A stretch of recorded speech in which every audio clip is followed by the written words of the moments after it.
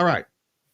That date you have heard. How many times have you heard it? That the rural school bus program in Jamaica will start September. How many times have you heard it over the last month? Over 40 time. 40 11th times. Sound about right, Jeffrey. Okay. Let me move this. Because now I'm going to show you something, how cruel these people are. I'm going to show you how cruel these people are. And there's a man that they refer to him as cruel.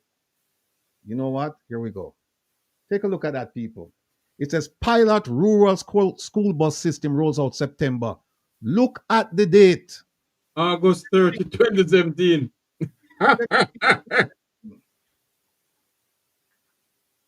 Big it up for me, please. Ah, You're telling them I roll it out September 2025. Look at when they actually rolled it out. 2017. Now I want to show you something now. Look at these three people here. You recognize them? Grace, yeah. Ruel Reed, Dean Roy Bernard. Who are these three people? Grace McLean is accused of giving more than 10 million Jamaican dollars to the Tertiary Commission after being told by the Auditor General that she shouldn't have given them any more money because they weren't supposed to get any money. Why did the Auditor General say that? Because the man on the right, Dean Roy Bernard, he gave them over 100 million as the permanent secretary. And who did he give it to? He gave it to a consulting group, to the minister, that went and privatized themselves and took the money. And when the Auditor General went to them and said, you need to give us back the money, give us your paperwork, they said, no, you have no jurisdiction over us. We're a private company. They took a consulting, an advisory board. That's what they took, an advisory board, and they privatized it. They registered it. This is how cruel these people are.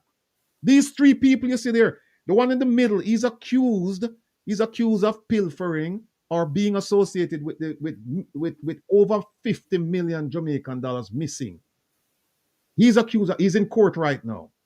The lady on the left over here, she lost her job because of and what happened. I tell you how crooked. Look at it. They were supposed to go after her for surcharge, to go after her to get back the 10 million plus that she gave to this company. And you know what they did? They waited for the statute of limitations to expire. And when they went to court, the judge says, you can't bring your action because the time within which you should have brought the action has expired. That money is gone. The 110 million that the gentleman on the right was responsible for disbursing, he was there. And I'm telling you, this is coming from the Auditor General's report. That money is also gone. That money is part of the 3 trillion unaccounted for 3 trillion unaccounted dollars. That's it. Those three you see right there, they're responsible.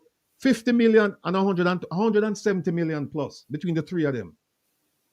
They were involved. They were there when these things happened. Even if you don't want to accuse them and say, well, they did it, but they were there and they were in charge. The lady on the left, she became the acting permanent secretary. The man in the middle, he was the Minister of Education. And the man on the right, he was the permanent secretary. And even after they removed him and put him over to the Ministry of Finance, what did he do? He sued them and he said, you demoted me because you made me a director general. I am a permanent secretary. How dare you move me? And the court agreed. The court said yes. So where is he now? He's over at the Ministry of what?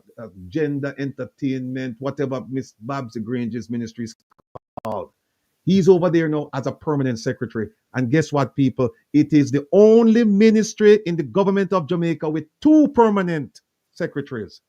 And when you ask them, I ask them, give me your gender policy and who's your focal point and where is the disaggregated data?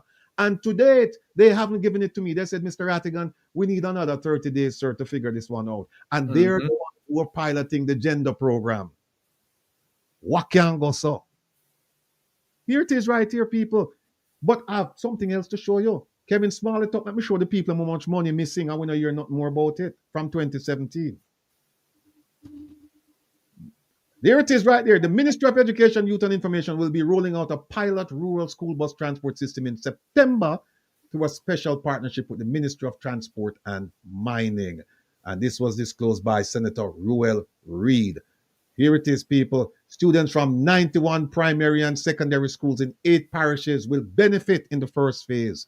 The parishes are St. Thomas, Portland, St. Mary, Clarendon, Manchester, St. Elizabeth, Hanover, and St. James. Here's the critical part. The ministry has committed $200 million for the first year of the pilot and continues to have dialogue with members of the diaspora. Them want big we money now overseas to continue with this nonsense and international partners towards expansion of the project. Question I have to ask is, where is the accountability for this $200 million going back to 2017? Remember, those 3 people, they're connected to events leading to approximately $170 million gone from the Ministry of Education. Money that was earmarked to help the children of Jamaica to become productive members, not of the society, but of the world, because Jamaicans go all over the place. That money, that 170 million is not coming back, as far as we know. Or at least 120 of it not coming back because the surcharge, the statute of limitations, gone. We want to find out now about this 200 million. Where is the 200 million? People, don't make them fool, you know. Don't make them. Look at this. Look at this. When you look at the rural areas, particularly the cost of transportation is extremely high.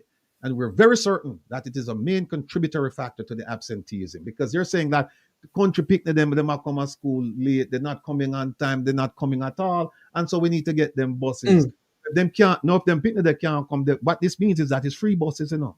It's free. Right. It's free. Right? So where are the buses? Where is the money?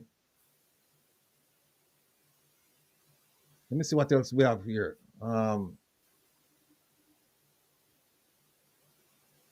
They said they're going to come up. Look at this. They have Senator Reid said the government has a vision of building out a network of a fully operational national bus school system. A vision. Remember, I told you people you have to parse the words. Vision.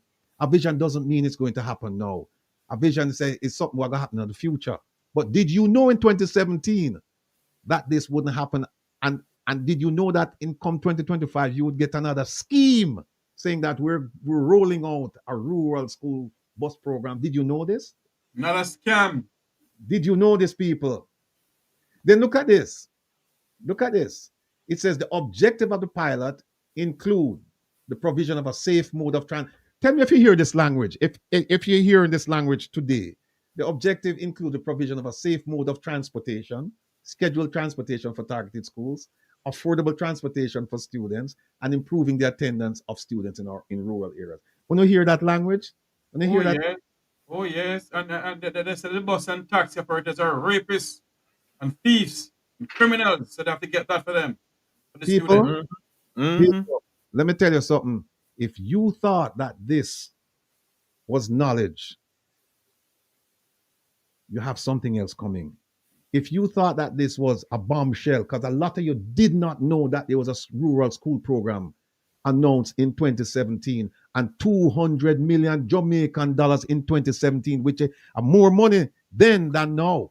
The exchange rate was not 160. Nobody knows where this money went.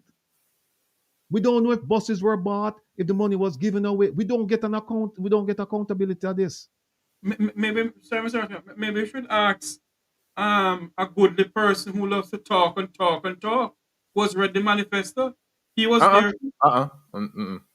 Edited, sir. Yes. He edited the Yes, indeed. So, people, here's what's going to happen now. We're just starting to tear this thing apart.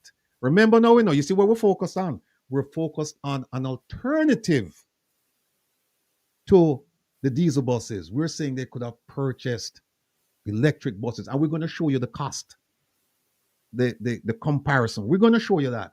But I wanted to whet your appetite with this. There's more to come.